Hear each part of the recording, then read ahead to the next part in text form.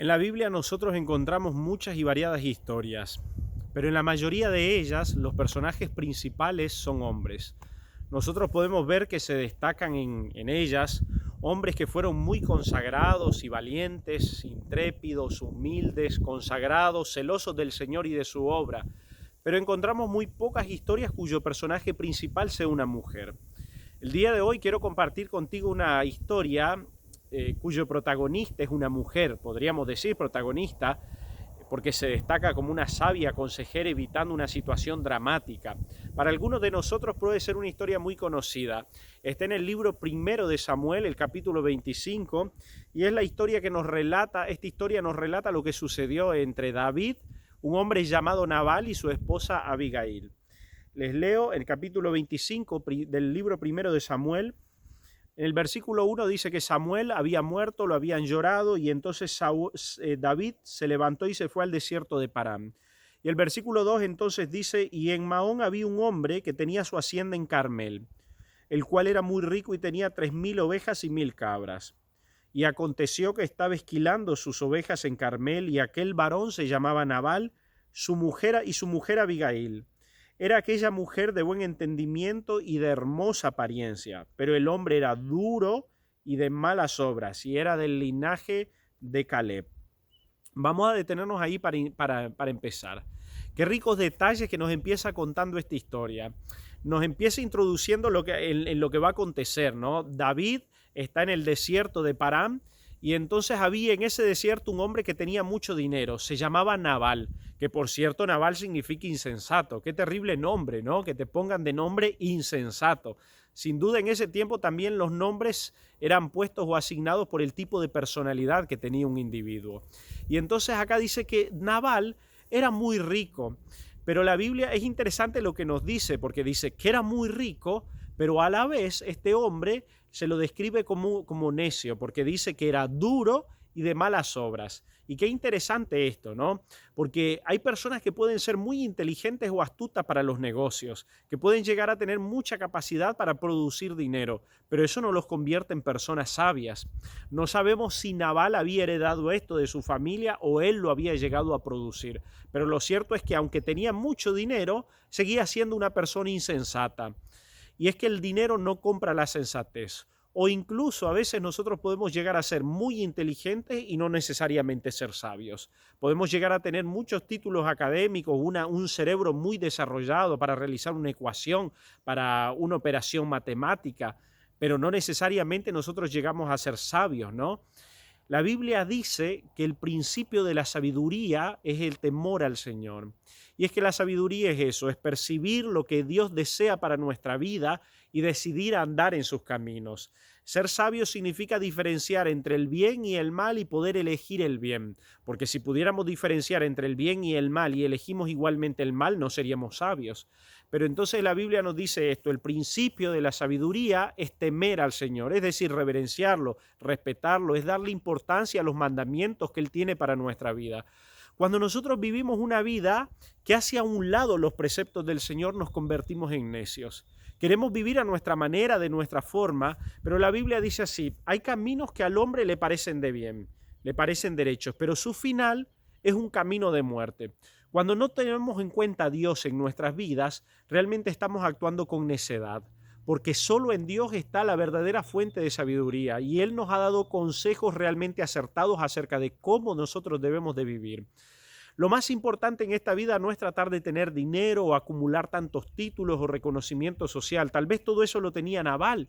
Sin embargo, aunque tenía dinero, aunque tenía reconocimiento social y por ser muy poderoso, seguramente la gente no lo miraba con buenos ojos porque seguía siendo un tipo soberbio, prepotente, ¿no? Pedante.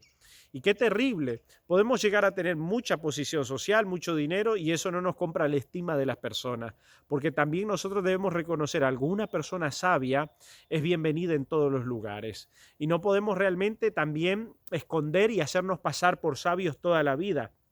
Porque cuando no lo somos realmente, tarde o temprano la gente se da cuenta de cuál es nuestra verdadera personalidad. No podemos ser sabios por nuestra propia cuenta. No es que nosotros decimos, a ver, ahora yo me voy a convertir en una persona muy sabia para que todos me aprecien o para desempeñarme bien en la vida. No voy a un lugar y digo, por favor, ¿me venden algo de sabiduría? La Biblia en el libro de Santiago dice así: si alguno tiene falta de sabiduría, pídala a Dios, el cual dará abundantemente a todos y sin reproche. Qué lindo que es este versículo, porque dice, si tenemos falta de sabiduría, le podemos pedir a Dios. No hay necesidad que acumulemos un mérito, no hay necesidad que tengamos muchos recursos para poder clamarle al Señor. Simplemente que con humildad vayamos a Él y le digamos, Señor, yo no tengo capacidad de tomar decisiones en mi vida y de poder vivirla de manera adecuada. Ayúdame, dame sabiduría. Enséñame a dirigir mis pasos de manera correcta. Y qué lindo, porque la Biblia dice que Dios hará abundantemente lo que nosotros le pedimos, darnos sabiduría. Otra cosa que yo veo acá muy interesante, ¿no? Que dice que Nabal era descendiente de Caleb. Y cuando nosotros nos vamos hacia atrás en la Biblia y estudiamos la vida de Caleb, vemos que Caleb era un personaje realmente con un carácter hermoso, lleno de valentía, de humildad, de mansedumbre y de también mucha fe y respeto hacia el Señor. Pero qué triste es avanzar unos años hacia adelante y encontrar que uno de sus descendientes era un hombre necio e insensato o de malas obras, como dice la Biblia. Y es que acá hay otra lección también. El carácter no es algo que se hereda. Nosotros no podemos por sangre o por genes llegar a ser buena persona porque mi abuelo era buena persona. El carácter es algo que nosotros tenemos que irlo formando. Es verdad que la educación influye mucho y es por eso que es tan importante que nosotros como padres que tenemos hijos prestemos atención en su educación, porque en gran medida lo que ellos llegan a hacer tiene que ver con la educación que nosotros le damos. Pero también tenemos que estar conscientes de algo. Llega un momento en que nosotros tenemos que aprender a tomar decisiones acerca de la educación que nos han dado, los consejos que nos han enseñado, las cosas que nos han dicho que son buenas y son malas, los principios que nos han transmitido. En algún momento nosotros mismos tenemos que aprender a decidir si los vamos a usar o hacer a un lado. La sangre puede heredar tal vez algunas cualidades físicas y uno que otro rasgo, ¿no? Pero el carácter finalmente en toda su formación y lo que llegamos a hacer es algo que tenemos que irlo trabajando y que no se hereda, sino que es producto de relacionarnos con el Señor y de pedirle que cambie aquellas cosas que no son correctas. Miren lo que la Biblia presenta acá, qué interesante. Muestra lo que era Abigail en contraste con su esposo Nabal. Dice algo que Abigail era así, dice, de buen entendimiento y muy hermosa. Me llama también la atención el orden en el que se establece. De buen entendimiento y era muy hermosa, ¿no? En la Biblia se muestra que el Señor en realidad no está tan interesado en el aspecto físico, es como algo secundario. Y acá en esta historia se nombra en segundo lugar. Ella era en primer lugar de buen entendimiento. Y noten algo. Cuando nosotros conocemos a una persona que físicamente puede parecer muy linda según los parámetros que imperan en nuestra sociedad, puede deslumbrarnos 1 o 2 días, pero si esta persona no vive una vida de sabiduría, si es soberbia, es prepotente, es pedante, en cualquier momento nos deja de agradar y nos parece incluso desagradable. Pero cuando una persona tiene una personalidad, valga la redundancia, si tiene un carácter lindo, noble, bien formado, hasta su aspecto físico nos parece llamativo, ¿no? En la Biblia el Señor muestra que Él lo que más ve, lo que le interesa en realidad es lo que está dentro de nuestro corazón. ¿Recuerdan ustedes la historia cuando Samuel va a ungir al próximo rey de Israel? Porque el Señor ha desechado a Saúl por las acciones que él ha estado cometiendo. Y entonces va a la casa de Isaí y cuando ve al hijo mayor de Isaí, al hermano mayor de David, él lo ve que es grande, alto, bien parecido, y Samuel, aún siendo un profeta con muchos años de experiencia, que no juzgaba las cosas tal vez de manera superficial, él ve al hermano y dice, de cierto delante de Jehová estás ungido. E inmediatamente el Señor le susurra al oído y le dice, no mire su parecer, ni lo grande de su estatura, porque yo lo desecho. Porque Jehová no mira lo que mira el hombre, porque el hombre mira lo que está delante de sus ojos, pero Jehová mira el corazón. ¡Qué tremendo esto! ¡Qué maravilloso! Que Dios no se deja guiar por los parámetros que nosotros como seres humanos tenemos. Algunas personas a veces consiguen un buen trabajo por la buena apariencia física que puedan tener, pero el Señor no toma en cuenta la apariencia, incluso ni siquiera la capacidad intelectual. El Señor toma en cuenta nuestras buenas intenciones, nuestro deseo de servirle, la humildad que impera en nuestro corazón. Yo miro el corazón. Y Abigail era de buen entendimiento, y qué maravilloso porque se mezclaba con una buena apariencia, o probablemente la buena apariencia era producto del buen entendimiento y la gracia con que se manejaba esta mujer. Y entonces esta historia sigue avanzando y dice que David había estado junto con sus hombres cuidando a los pastores de Nabal que tenían rebaños en ese lugar y los protegían en el día y en la noche de los asaltantes, de los malhechores, y ellos como un ejército eran sus protectores. Y según la costumbre de ese tiempo, era lícito que ellos pudieran pedirle algo de ayuda en provisión a quien le habían dado protección. Y David manda pedirle protección a Nabal, y Nabal contesta de una manera grosera, ¿no? Tosca, ruda, y dice, ¿quién es David? Algunas versiones dicen, ¿quién es este tipo? Yo no lo conozco, y entonces en realidad sí lo conocía, porque Nabal dice, muchos siervos huyen de su señor, y yo no conozco a este David, queriendo decir, David era un siervo de Saúl, pero no es un don nadie, él anda huyendo de su amo, de su rey. Ese es David para Nabal. Y cuando David lo escucha, los hombres, los mensajeros a los cuales él ha enviado regresan con este mensaje, y David lo escucha y se llena de indignación y de ira, ¿no? Podríamos decir que la testosterona se apodera de él y se enoja y dice, ¿cómo me humilla de esta manera? Y entonces dice, cíñanse cada uno su espada, alista 400 hombres y se dirigen hacia Nabal. Y David va con intenciones de venganza, de hacer justicia, de aniquilar a todos los que estaban con Nabal y su casa. Imagínense ustedes el derramamiento de sangre tremendo que iba a haber ese día. El próximo rey de Israel se iba a manchar las manos de sangre en un acto intempestivo de ira y de venganza. Y entonces uno de los criados se da cuenta de lo que está pasando y lo que va a hacer David y corre a hablar con Abigail. Miren lo que dice el versículo 14 del capítulo 25.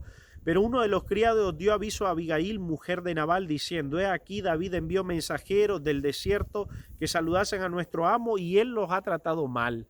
Y entonces el versículo 17, ahora pues reflexiona y ve lo que has de hacer, porque el mal ya está resuelto contra nuestro amo y toda su casa. ¿Saben qué me llama la atención ahí? Que curiosamente este siervo se dirige a la mujer, algo que no era usual en ese tiempo. Pero lo que nos da a entender este pasaje es que los siervos de su casa, los hombres que trabajaban para Nabal, reconocían en Abigail a una ama, a una patrona, a una empleadora que era misericordiosa, en la cual se podía confiar y llena de sabiduría, porque ellos se dirigen a ella. Saben que Nabal no tiene sabiduría para accionar esta situación, para poder manejarla, pero ella sí. Y entonces ellos se dirigen a ella y le dicen, mira, ¿qué vamos a hacer? Y entonces dice Abigail, el versículo 18, tomó luego 200 panes, 2 cueros de vino, 5 ovejas guisadas, 5 medidas de grano tostado, 100 racimos de uva, una gran cantidad de comida, y dijo a sus criados, id delante de mí, y os seguiré luego, y nada declaró a su marido. Otra característica que veo de Abigail, capacidad de liderar. Ella toma decisiones en el momento y manda a sus empleados lo que tienen que hacer. Vayan ustedes y lleven este alimento. Otro me va a dirigir a por dónde viene David y yo voy a ir al encuentro. Una capacidad de liderazgo y de tomar decisiones en el acto que eviten los desastres. Yo les decía que la Biblia está llena de historias de hombres que hacen acciones extraordinarias y que hay muy pocas historias de mujeres, pero en realidad, como mencionaba, es producto de la cultura de ese tiempo. Pero la inteligencia o la sabiduría, la sensatez no es prerrogativa de los hombres. Es prerrogativa de hombres y mujeres que deciden ampararse bajo Dios y su gracia y que Él dirija sus mentes. Y entonces la gracia, la sabiduría, el tacto, la sencillez está a disposición de todos aquellos que quieran rendirse al Señor. Hombres y mujeres, jóvenes y ancianos, niños, adultos, cualquier tipo de persona que decide acercarse al Señor puede tener de Él, que es la fuente de sabiduría, una dosis especial de sabiduría para cada día. Abigail avanza hasta donde está David y en una situación no nada tradicional, ¿no? Una mujer sale al encuentro de un hombre. El que debería ir ahí es el hombre con hombre, tratar, un esposo con otro hombre, pero nunca la mujer dar la cara. Pero ella se acerca y miren lo que dice, ¿no? Entonces, aunque versículo 26. Ahora pues, Señor mío, perdón, el 23 dice, cuando Abigail vio a David, se bajó prontamente del asno y postrándose sobre su rostro delante de David, se inclinó a tierra. El 25, no haga caso ahora, mi señor, de este hombre perverso de Nabal, porque conforme a su nombre, así se llama él. Y entonces miren lo que hace Abigail. Uno, yo veo en esta acción, llena de valentía, y dos, lleno de tacto. Además de que nosotros la vemos a ella con mucho entendimiento, con liderazgo, con sencillez o capacidad de dirección de sus empleados, también la vemos llena de valentía. Se baja del asno y se acerca hasta donde está David y luego de eso le habla con un tacto extraordinario. Y Abigail le dice, mira, si tú llegas a matar a Nabal y derramas toda esta sangre, cuando seas el próximo rey de Israel, cuando estés ya gobernando, vas a sentir remordimiento por todo lo que hiciste, que no fue correcto. En otras palabras, casi Abigail le estaba diciendo, recapacita, estás poseído por la ira. Es una decisión o una acción que no es la correcta para tomar en este momento. Pero ella, miren cómo se acerca a él, no ordenándole a David, no diciéndole lo que él tiene que hacer, sino con humildad delante de él, y probablemente si hubiera llegado con otra actitud, David se hubiera sentido como ofendido, como una mujer me está diciendo esto, pero ella se acerca con humildad, con mansedumbre y con mucho tacto, llena de sabiduría para hablarle a él, y entonces lo logra persuadir y David se da cuenta que está por hacer una locura. Y finalmente, miren, lo que dice David en el versículo 32, dijo David a Abigail, bendito sea Jehová, Dios de Israel, que te envió para que hoy me encontrases. Y miren lo que sigue diciendo en el 33, y bendito sea tu razonamiento, y bendita tú, que me has estorbado hoy de ir a derramar sangre y vengarme por mi propia cuenta. Y el versículo 35, y recibió David de su mano lo que le había traído, y le dijo, sube en paz, y mira que he oído tu voz, y te he tenido respeto. Qué tremendo, ¿no les parece? Qué maravilloso. ¿Saben por qué me gusta esta historia? Porque yo veo cómo Dios puede usar a todas las personas. Socialmente en ese tiempo una mujer estaba hecha de lado, no estaba para abordar algunos temas que solo los hombres los abordaban o encarar algunas problemáticas que eran muy difíciles. Pero esta historia nos muestra que Dios no hace acepción de personas, que Dios es capaz de usar a un hombre de una manera poderosa, pero también a una mujer, que es capaz de llenar de sabiduría a todo ser humano que desea rendirse a sus pies. Qué lindo que Jesús, Él no hace acepción de personas, Él toma, Él llena, Él usa a aquel que humildemente se rinde a sus pies. Hay un par de pasajes que están en el libro Patriarcas y Profetas acerca de esta historia de David con Abigail y acerca de Abigail que yo quisiera leerles a ustedes. Estas palabras, las que dirigió Abigail hacia David, podrían brotar de los labios de una persona, únicamente de una persona que participaba de la sabiduría de lo alto. La piedad de Abigail, como la fragancia de una flor, se expresaba inconscientemente en su semblante, sus palabras y sus acciones. Qué maravilloso, ¿no? Escuchen otra vez, la piedad, como una fragancia de una flor, se expresaba inconscientemente en su semblante, en sus palabras y en sus acciones. ¿Saben qué me hace pensar? Cuando Jesús le da la recompensa a los salvados y le dice, venid benditos de mi Padre, porque hereden el reino, porque tuve hambre y me diste de comer, estuve sediento y me diste de beber, estuve desnudo y me vestiste. Y ellos dicen, pero ¿cuándo, Señor, te vimos desnudo? ¿Cuándo te vimos hambriento y sediento y te auxiliamos?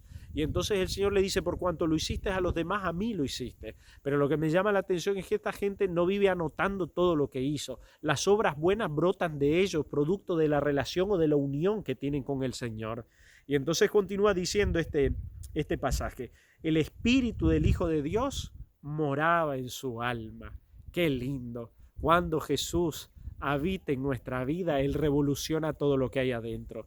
Nuestras tosquedades, nuestras rudezas, esas acciones que son tan feas, que hieren tanto y lastiman a nuestros semejantes, se van y entonces actuamos como lo sabe hacer el dulce, manso y buen Jesucristo, extendiendo la mano con una palabra sazonada, llena de sabiduría, de amor y de consuelo hacia los demás. Su palabra, sazonada de gracia y llena de bondad y de paz, derramaba una influencia celestial. Ojalá que hubiera muchas personas como esta mujer de Israel, que suavizaran los sentimientos irritados y sofocaran los impulsos temerarios y evitaran grandes males por medio de las palabras impregnadas de una sabiduría serena y bien dirigida. Y escuchen, cierro con esta cita que es muy linda. Una vida cristiana consagrada derrama siempre luz, consuelo y paz. Les vuelvo a repetir. Una vida cristiana consagrada derrama siempre luz, consuelo y paz. Se caracteriza por la pureza, el tino, la sencillez y el deseo de servir a los semejantes. Está dominada por ese amor desinteresado que santifica la influencia. Está llena del Espíritu de Cristo y doquiera vaya quien la posee, deja una huella de luz. ¡Qué maravilloso! Hazme, Señor, más semejante a Jesucristo. Lléname de pureza, lléname de tacto, lléname de una influencia celestial que como una fragancia se derrame en mis alrededores y haga bien a aquellos que me rodean. Úsame, Señor, que mi boca hable tus palabras. Hay un salmo que dice, uno de los versículos en Salmo, sean gratos los dichos de mi boca y la meditación de mi corazón delante de ti, oh Señor. Ojalá que cada día nosotros nos llenemos de sabiduría de lo alto, que nuestra mente pueda ser llenada totalmente y poseída por el Espíritu Santo, y que en las diferentes circunstancias que nos toca vivir sea el Señor que actúe o que se refleje a través de nosotros, en nuestras palabras, en nuestras acciones, en la expresión de nuestro semblante. Que Dios te use, mujer, y que puedas llegar a ser virtuosa. Que Dios te use, hombre, y puedas ser manso, humilde y lleno de sabiduría en tus palabras y tu accionar como Jesús. Que Dios use a los jóvenes, a los niños, a los ancianos. Que Dios use poderosamente a sus hijos. Es mi deseo y oración en este día. Que Dios te bendiga y te acompañe y su Espíritu Santo pueda posar sobre ti. Un abrazo grande y muchas bendiciones para todos.